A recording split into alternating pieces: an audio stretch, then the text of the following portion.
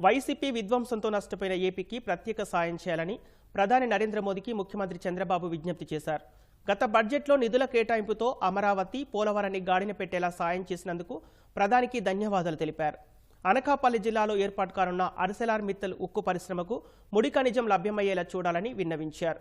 తర్వాత కేంద్ర మంత్రులు అమిత్ షా, నిర్మలా సీతారామన్, కుమారస్వామి, అశ్విని వైష్ణవులతోనూ భేటీ అయిన సీఎం చంద్రబాబు వివిధ ప్రాజెక్టుల పురోగతికి తీసుకోవాల్సిన చర్యలపై చర్చించారు.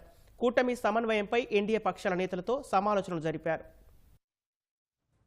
దివంగత ప్రధాని అటల్ బిహారీ వాజ్పేయి శత జయంతి కార్యక్రమంలో పాల్గొనేందుకు ఢిల్లీకొచ్చిన ముఖ్యమంత్రి చంద్రబాబు పర్యటన 12 గంటల పాటు తీరిక లేకుండా సాగింది. ప్రధాని మోదీ, అమిత్ షాతో పాటు ఇతర కేంద్ర మంత్రులతో వరుసగా సమావేశమయ్యారు. ప్రధాని మోదీతో సుమారు గంట పాటు భేటీ అయ్యారు. ఈ సందర్భంగా ఆయన ఇటీవల ఆవిష్కరించిన స్వర్ణాంధ్ర విజన్ 2047 ను ప్రధానమంత్రికి అందజేసి దాన్ని సాకారం చేసేందుకు కేంద్రం తరపున అన్ని రకాల సాయం అందించాలని కోరారు. వచ్చే నెలలో ప్రధాని చేతుల మీదుగా రాష్ట్రంలో ఆవిష్కరించే భారీ ప్రాజెక్టుల గురించి చర్చించారు. గత బడ్జెట్లో పోలవరం, అమరావతి ప్రాజెక్టులను గాడిన పెట్టేలా కేంద్రం సాయం ప్రకటించిన తర్వాత ఇప్పటి వరకు సాధించిన పురోగతి గురించి, వచ్చే నెలలో ఈ 2 భారీ ప్రాజెక్టుల పనులు ప్రారంభించబోతున్న విషయం గురించి ప్రధానికి వివరించారు. వైసీపీ ప్రభుత్వం రాష్ట్ర ఆర్థిక వ్యవస్థను చిన్నాభిన్నం చేసిందని, 5 ఏళ్లకు రావాల్సిన రెవెన్యూ లోటు గ్రాంటును 3 ఏళ్లలోనే వాడేసిందని సీఎం చంద్రబాబు ప్రధాని దృష్టికి తీసుకెళ్లారు. ఈ నేపథ్యంలో ఆంధ్రప్రదేశ్ ను ఆదుకునేందుకు ప్రత్యేక సాయం చేయాలని మోదీకి విజ్ఞప్తి చేశారు. వైసీపీ ప్రభుత్వం 94 కేంద్ర ప్రభుత్వ పథకాల్ని దారి మళ్లించి వాటి అమలును నిలిపివేయడం వల్ల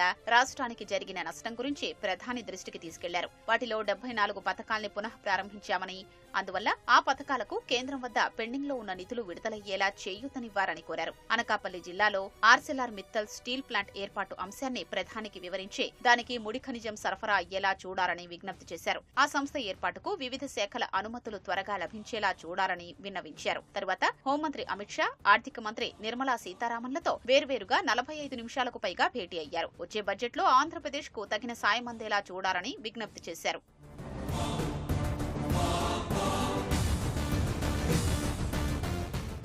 అంతకుముందు మధ్యాహ్నం ఎన్డీఏ నేతల భేటీ ముగిసిన తర్వాత భాజపా అధ్యక్షుడు జేపీ నడ్డా నివాసంలోనే కేంద్ర ఉక్కు శాఖ మంత్రి కుమారస్వామితో భేటీ అయ్యారు. ఇందులో విశాఖ ఉక్కు పునరుజ్జీవానికి కేంద్రం తరపున చేయాల్సిన సాయం గురించి చర్చించారు. తర్వాత తన అధికార నివాసానికి వచ్చిన రైల్వే మంత్రి అశ్విని వైష్ణవ్తో గంట పాటు సమావేశమయ్యారు. విశాఖ రైల్వే జోన్ శంకుస్థాపన, వాల్తేరు రైల్వే డివిజన్ కొనసాగింపు, రాష్ట్రంలో పెండింగ్ లో ఉన్న రైల్వే ప్రాజెక్టుల నిర్మాణ పనుల్ని వేగవంతం చేయడం, అవసరమైన చోట్ల ఆర్ఓబీ, ఆర్యూబీల నిర్మాణం, రైల్వే స్టేషన్ల ఆధునీకరణ పనుల్ని వేగవంతంగా పూర్తి చేయడంపై చర్చించారు. సాంకేతిక రంగంలో డీప్ టెక్, ఏఐ ఆధారిత సంస్థలో విశాఖలో ఏర్పాటు చేయడానికి ఉన్న అవకాశాలు, అందుకు కేంద్ర ప్రభుత్వ పరంగా అందించాల్సిన ప్రోత్సాహకాల గురించి అశ్విని వైష్ణవ్ దృష్టికి తీసుకెళ్లారు.